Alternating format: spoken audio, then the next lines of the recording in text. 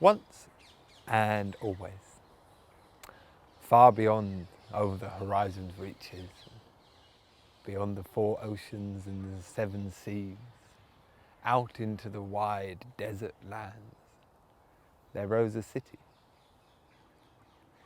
And in this city there was an old and fair, generous king named Old Althusser. Fair and generous, though perhaps not the wisest. And in and amongst the streets, children played and market stalls grew up. And the market stalls sold all kinds of wonderful things from all kinds of wonderful places. And there were fruits of all colours, all sizes, all shapes. And the children, when they looked upon them with glee, well, they just could not help reaching their little fingers out. But the fruits were not free. And the kiddies, though they may be kiddies, had to pay the same old fee. And so tellings off were handed out far more freely than the fruits ever had been. Great grown-up fuss. But fruits were not the only problem in the fair city, for the people, as with all peoples in all times, all places, loved to complain. They loved to complain about having too much work or having not enough gold. But the king, being a fair and generous king, he would come and he would greet the people from his balcony, and he would stand out in front of the palace gardens where the great Ashwara tree grew, though it had long since stopped blossoming many generations before. And the people would complain, and the king would hear their cries, and they would say, "I do not have enough gold." Or they might say, "I have too much work."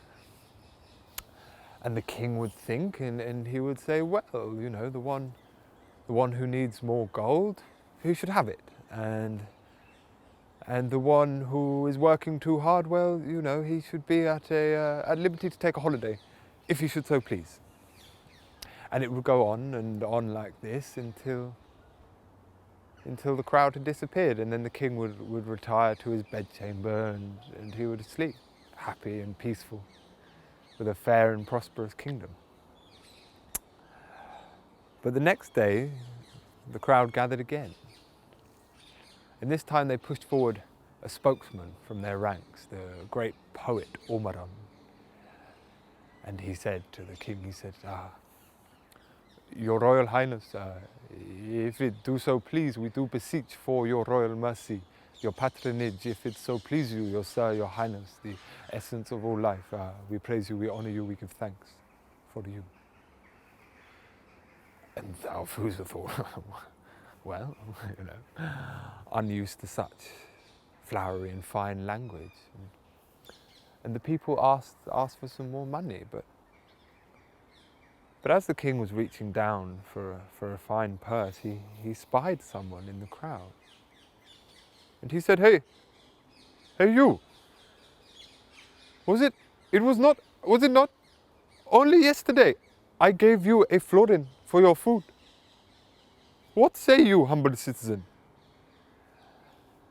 And a kind of space opened out around the citizen, and he shuffled and grew rather red and looked up and said, "Sorry, my lord. It is not that I am ungrateful, my lord, no, please. It is just that in matters of business, my lord, the more gold that there is in the streets, the less the gold is worth. It is just that the gold you gave me yesterday, it is not worth anything today." And the king grew rather confused. Gold had always solved the problems before. He didn't quite understand what was so wrong about it this time, and the people were looking up expectantly. They wanted to know what was going to happen. The king just grew a bit more red and a bit more embarrassed. And then he disappeared from the balcony. He disappeared into his long chambers in the palace. The people waited and they waited, but the king, he shuffled and he shuffled, and then he just disappeared. And he went right into the innermost parts of his palace. And he marched up and down the long corridor of old kings where there were busts of old heads of previous rulers gone by, old grandfathers, old great-great-grandfathers, and at last he came and sat before an old portrait of his great-great-grandfather, King Farhad II, who was known to be almighty, known to be wise.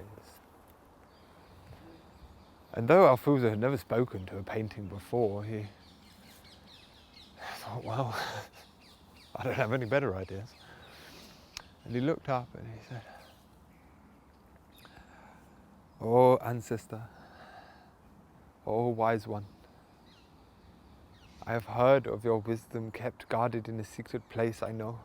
In your time, the people, they were happy. They prospered. I know in your time, the ashwara tree, it grew. It blossomed and it bloomed. Oh, please, grandfather, if I can upkeep your noble legacy, share your wisdom with me, please." But there was no response. Now Alfuza waited and kind of scratched his head a bit and waited some more, and there was nothing but a profound silence inside the corridor. And then a voice came and it boomed. And Alfuza looked up, and in the painting there, the eyes of his great-grandfather were shining. And the voice said, "Alfuza, my son. Alfuza, my son. Listen to what I have to say." Alfuza looked up. Yes. Yes. In my time, the people were happy. The people prospered. But there was no gold. For you see, my son, it is only the poor in spirit who thirst after riches. And with that, the light shot out from grandfather's eyes and it disappeared off, out the corridor and out the palace and up into the starlight. Now Alfuza came too. Oof. But he thought he knew what he should do.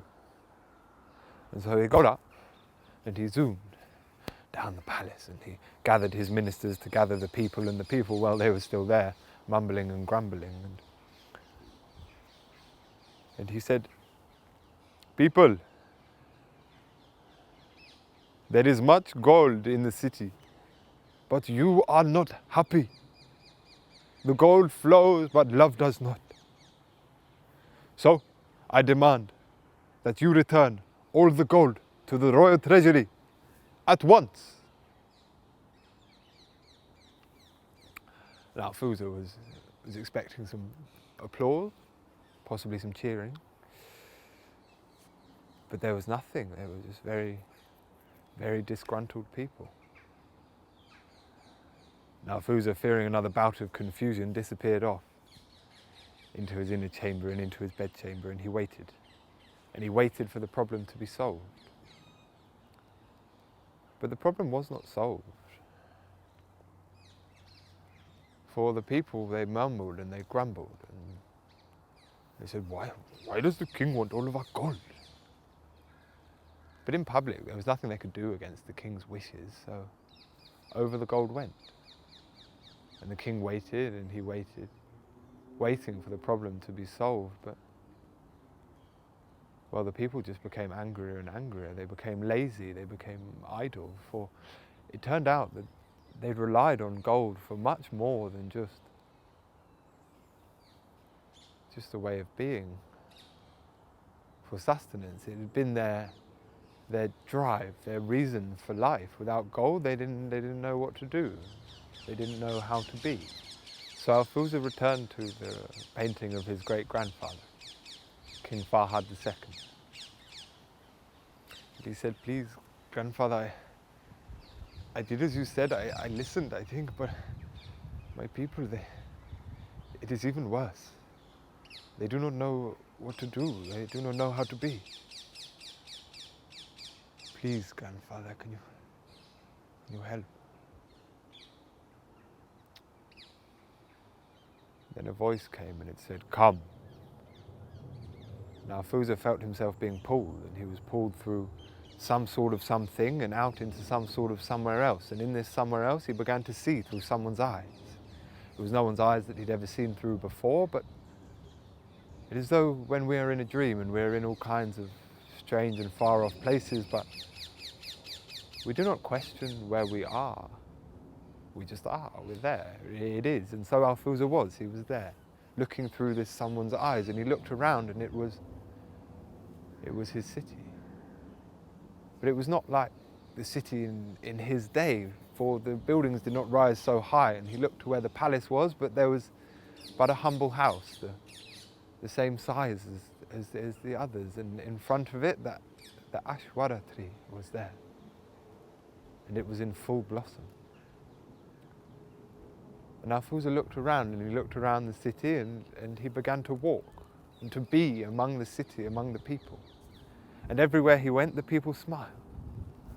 They were happy. Alfusa thought, why would they not be happy? People love one another. Why should they not be happy together? It was all rather simple. And as Alfusa walked through the streets, something awoke in his heart, a warmth, feeling of love. A love for the city, a love for the people, a love for life itself. And as this love spread through his chest and down his arm and into his hand, and he looked down and there was a piece of gold. It was the love in his heart that had created the gold. And then he felt the pulling again, and he went through that sort of somewhere and came back in the sort of somewhere else and back into his body, into the hall. And he knew what to do.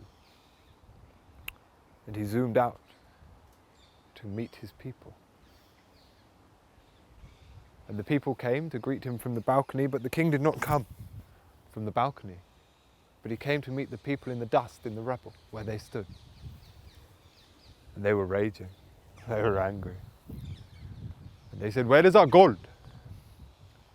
Alfusa said, the gold is gone, my people. For the gold you gave me, it is a fake. The people said, then where is the real gold? Alfusa said, the real gold. It was not here yesterday. It was not here. Has not been here for a long time. The real gold is in your hearts, my people. It is in your love for your brother, for your sister, for your mother, for your father. For me, it is in the love for you all. And as he said this, it was as though something lifted from the people like a cloud. And as he did, the last rays of the sun shot. They shot into his heart. People were mesmerized, but Alfusa just smiled, and the golden light reflected back out and into the hearts of his people. And the people remembered. They remembered that they loved one another, that they were happy together. And this love spread through their hearts, and as it did, gold appeared, and they shared it freely, for they did not wish to keep the gold as before, but share it. It was just a token of the love, the true love, the real gold inside of their hearts. Needless to say, from that day forward, the city blossomed. And at long last, the Ashwara tree bloomed once more.